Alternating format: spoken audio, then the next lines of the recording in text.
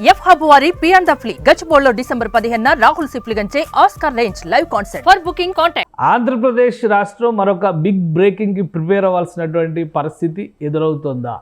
Megastar family ఒక అరుదైన రికార్డును సొంతం చేసుకోబోతుందా? ఈ ప్రశ్నలకు సమాధానం అతి త్వరలోనే లభించబోతుంది. రాజ్యసభలోకి మెగా ఫ్యామిలీ నుంచి ఎవరు అడుగు పెట్టబోతున్నారు అనేటువంటి ప్రశ్నకి సమాధానం దొరకబోతున్నట్టుగా ఒక సమాచారం ఢిల్లీ సర్కిల్స్లో చక్కర్లు కొడుతుంది. అదేంటి? గత కొంతకాలంగా అంచనాలు వేశారు, నాగబాబు మెగా ఫ్యామిలీ నుంచి రాజ్యసభలో అడుగు పెట్టబోతున్నారని. కానీ అనూహ్యంగా ఆయన రాష్ట్ర క్యాబినెట్లోకి అడుగు పెడతారనేటువంటి క్లారిటీ అఫీషియల్ నోట్ ద్వారానే కూటమి నాయకత్వం ఇచ్చేసింది.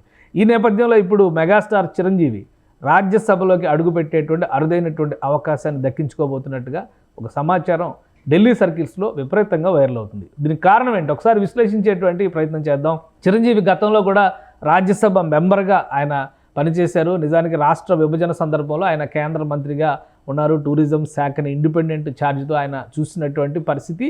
ఆ తర్వాత జరిగినటువంటి పరిణామాలతో రాజకీయాలకు దూరంగా పూర్తిగా సినీ రంగంలోనే తన జీవితాన్ని కొనసాగించాలనేటువంటి నిర్ణయానికి ఆయన వచ్చారు. ఈ నేపథ్యంలో ఇక పవన్ కళ్యాణ్ జనసేన పార్టీ అధినేతగా రాజకీయాల్లో చక్రం తిప్పేటువంటి శకానికి నాంది పలికింది 2024. ఇప్పుడు ఆంధ్రప్రదేశ్ అసెంబ్లీలో మెంబర్గానే కాకుండా రాష్ట్రానికి ఉప ముఖ్యమంత్రిగా రిప్రజెంట్ చేస్తున్నారు పవన్ కళ్యాణ్. మరోవైపు అదే రాష్ట్రంలో శాసన మండలి నుంచి రిప్రజెంట్ చేసేటువంటి అవకాశం నాగబాబుకు వచ్చింది. 3 సభల్లో కూడా ఒకే ఫ్యామిలీ నుంచి రిప్రజెంటేషన్ ఇచ్చినటువంటి ఫ్యామిలీగా మెగా ఫ్యామిలీ ఒక అరుదైన రికార్డును సొంతం చేసుకుంది. అయితే ఇప్పుడు మరొక అడుగు ముందుకు వేసి చిరంజీవి రాజ్యసభలోకి అడుగు పెట్టబోతున్నారు. దీనికి ఉన్నటువంటి బలమైన కారణం ఏంటి ఒకసారి విశ్లేషించేటువంటి ప్రయత్నం చేద్దాం. మొత్తం రాజ్యసభలో ప్రస్తుతం 8 స్థానాలు ఖాళీలు ఉన్నాయి. ఈ 8 స్థానాల్లో భర్తీ చేసేటువంటి క్రమంలో ఎన్డీఏ కూటమి పెద్దలు కీలకమైనటువంటి ఆలోచనలు చేస్తున్నట్టుగా ఒక సమాచారం అందుతుంది.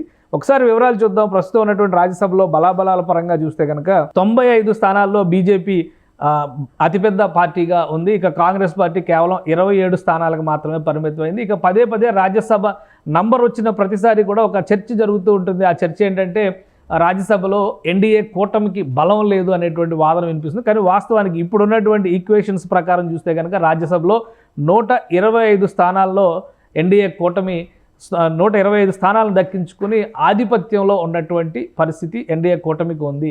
ప్రస్తుతం ఏర్పడినటువంటి 8 ఖాళీల పరంగా చూస్తే కనుక 4 స్థానాలు జమ్మూ కాశ్మీర్ నుంచి రిప్రజెంటేషన్ ఇవ్వాలి. జమ్మూ కాశ్మీర్ నుంచి పెండింగ్లో ఉన్నటువంటి స్థానాలు.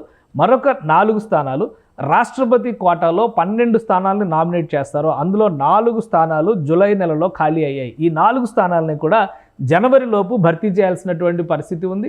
ఇటీవల రాజీనామాలు చేసింది. అంటే సెప్టెంబర్లో, అక్టోబర్లో, నవంబర్లో కొన్ని రాజీనామాలు అయినటువంటి స్థానాలు మొత్తం 5 స్థానాలకి ఇటీవలే నోటిఫికేషన్ ఇచ్చింది. ఆంధ్రప్రదేశ్లో కూడా నామినేషన్ల స్వీకరణ ప్రక్రియ కంప్లీట్ అయింది. ఆంధ్రప్రదేశ్ నుంచి 3 స్థానాలు, హర్యానా నుంచి 1 స్థానం, ఒడిషా నుంచి మరొక స్థానం. ఈ 5 స్థానాలకి కూడా బీజేపీ 3 స్థానాలకు అభ్యర్థులను పెట్టింది. తెలుగుదేశం పార్టీ 2 స్థానాలకు అభ్యర్థులను పెట్టింది. ఈ అభ్యర్థులందరూ కూడా ఏకగ్రీవం అవుతారు కాబట్టి ఎన్డీఏ కూటమి కోటాలోకే ఈ సీట్లు కూడా వెళ్ళిపోతాయి. ఇప్పుడు రాష్ట్రపతి కోటాలో ఉన్నటువంటి సీట్లపైన బీజేపీ అధిష్టానం ఫోకస్ పెట్టినట్టుగా సమాచారం ఉంది. ఇందులో భాగంగా 2 తెలుగు రాష్ట్రాల్లో కూడా ఇమేజ్ కలిగినటువంటి వ్యక్తిగా, అలానే పరపతి కలిగినటువంటి కథానాయకుడిగా రాజకీయాలకు దూరంగా ఉండాలని భావిస్తున్నటువంటి తరుణంలో సమాజ సేవ విషయంలో కూడా దాదాపు 25-30 సంవత్సరాలుగా చిరంజీవి గారు చేస్తున్నటువంటి సర్వీసెస్ అందరికీ తెలిసినవే. ఈ నేపథ్యంలోనే ఇటీవల పద్మ విభూషణ్ పురస్కారంతో చిరంజీవిని సత్కరించారు. ఇదే అంశానికి సంబంధించి సుమన్ టీవీ గతంలో కూడా పద్మ విభూషణ్ చిరంజీవి గారికి రాబోతుంది అనేటువంటి ఒక వార్తని ఢిల్లీ సర్కిల్స్లో ఉన్నటువంటి చర్చని ప్రేక్షకుల ముందరకు తీసుకొచ్చింది. అప్పట్లో ఇది నిజం కాకపోవచ్చు అనేటువంటి అభిప్రాయం వచ్చింది. కానీ ఫైనల్గా అదే నిజమని రుజువైంది. చిరంజీవి గారు పద్మ విభూషణ్ అందుకున్నారు. ఇప్పుడు అదే తరహాలో రాజ్యసభకి కూడా చిరంజీవి గారు ప్రిపేర్ అవ్వాల్సినటువంటి పరిస్థితి కనిపిస్తుందా? ఎందుకంటే ఢిల్లీ పెద్దలు తలుచుకుంటే కాదనేటువంటి పరిస్థితి ఉండదు అనేటువంటి సంకేతాలు చాలా స్పష్టంగా ఉన్నాయి. దేశవ్యాప్తంగా కూడా అందరికీ తెలిసినటువంటి వ్యక్తిగా, అలానే చిరంజీవి గారికి రాజకీయాలతో సంబంధం లేని రాష్ట్రపతి నామినేటెడ్ కోటా కింద రిప్రజెంట్ చేయడం అనేది కళా, సేవ, సాహిత్య రంగాలకు సంబంధించినటువంటి అనేక మంది ప్రముఖులు ఈ కోటాలో రిప్రజెంట్ చేసేటువంటి అవకాశం ఉంటుంది. కాబట్టి ఫైనల్గా చిరంజీవి గారికి ఇందులో అవకాశం ఇస్తే రాజకీయ రంగు ఉండదు. కాబట్టి 2 తెలుగు రాష్ట్రాల్లోనూ ఆయనకు అలానే దక్షిణ భారతదేశంలో కూడా ప్రత్యేకమైనటువంటి గౌరవం దక్కినటువంటి అభిప్రాయం ఉంటుందని ఆలోచన ఎన్డీఏ పక్ష నేతలు చేస్తున్నట్టుగా సమాచారం ఉంది. దీనిపైన అతి త్వరలోనే, ఎందుకంటే జనవరిలోగా ఈ నామినేటెడ్ పోస్టులన్నీ కూడా భర్తీ చేయాల్సినటువంటి అవసరం ఉంది. ఈ ఖాళీ ఉన్నటువంటి సభ్యులందరినీ కూడా భర్తీ చేయాల్సినటువంటి అవసరం ఉంది. కాబట్టి ఇది ఒక అరుదైనటువంటి సందర్భం కలిగిస్తుంది. ఒకవేళ ఇదే వాస్తవ రూపంలో జరిగితే రాజ్యసభలో చిరంజీవి గారు, అలానే రాష్ట్ర శాసనసభ శాసన మండలిలో ఇద్దరు అన్నదమ్ములు నాగబాబు, పవన్ కళ్యాణ్, అంటే ఒకే ఫ్యామిలీ నుంచి ముగ్గురు వ్యక్తులు వివిధ స్థాయిల్లో ఉన్నటువంటి చట్టసభలకి రిప్రజెంట్ చేసినటువంటి ఒకే సందర్భంలో ఒకే సమయంలో రిప్రజెంట్ చేసినటువంటి అరుదైన రికార్డు మెగా ఫ్యామిలీ నమోదు చేసే అవకాశాలు స్పష్టంగా కనిపిస్తున్నాయి.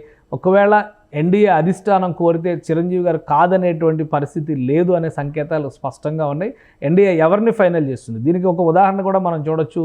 ఎందుకంటే ఇటీవల రాజ్యసభకి రాజీనామా చేసినటువంటి బీసీ ఉద్యమ నేత ఆర్ కృష్ణయ్యని ఎవరు కూడా ఊహించలేదు. కానీ బీజేపీ నాయకత్వం సెలెక్ట్ చేసి ఆంధ్రప్రదేశ్ నుంచి మరొకసారి ఆయననే రాజ్యసభకి పంపింది. ఎందుకంటే వైఎస్ఆర్సీపీ నుంచి గతంలో రిప్రజెంట్ చేశారు, అంతకుముందు తెలుగుదేశం పార్టీలో ఆయన ఎమ్మెల్యేగా గెలిచినటువంటి వ్యక్తి. కాబట్టి ఇక ఆయన అవకాశాలు సన్నగిలినట్లయినా అందరూ భావించారు, రాజ్యసభకి వెళ్లకుండానే ఉంటారని అనుకున్నారు. కానీ అనూహ్యంగా ఎన్డీఏ అధిష్టానం మాత్రం ఒక కీలకమైన నిర్ణయం తీసుకుని బీసీ ఉద్యమకారుడిగా ఆయనకు ఒక స్పెషల్ ప్రొజెక్షన్ ఇచ్చింది రాజ్యసభకి నామినేట్ చేయడం ద్వారా.